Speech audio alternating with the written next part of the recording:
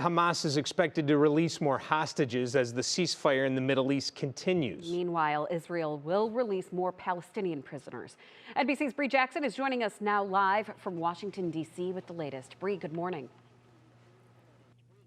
Good morning, Maureen, Dave. So the clock is ticking on that fragile truce between Israel and Hamas, and U.S. officials are racing to further extend the ceasefire and try to secure the release of even more hostages. Hamas releasing this edited video of more hostages being released, a welcome sight for families desperately waiting for their return. I didn't believe it until I saw photo and video footage that they were actually free. The extended truce between Israel and Hamas is winding down.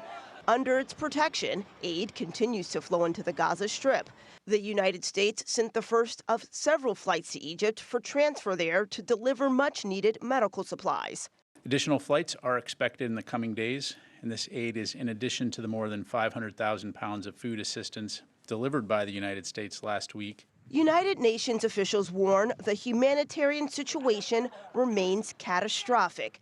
Congress is debating sending more supplies and military aid to Israel, but they are divided over whether that support should come with conditions. Israel has to hold itself to the highest standards and make sure that as few civilians as possible are killed. If Senate Democrats want to vote to tie the hands of Israeli soldiers as they defend their country against vicious terrorists, I welcome such a debate.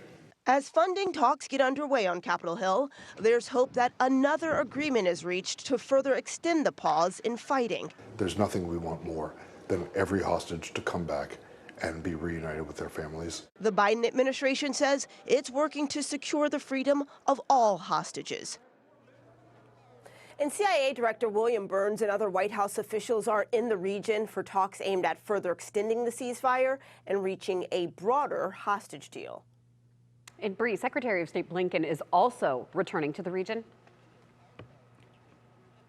Yeah, that's right, Maureen. So Secretary of State Anthony Blinken is having his last day of meetings with NATO officials today, and then heads to Israel and then the West Bank.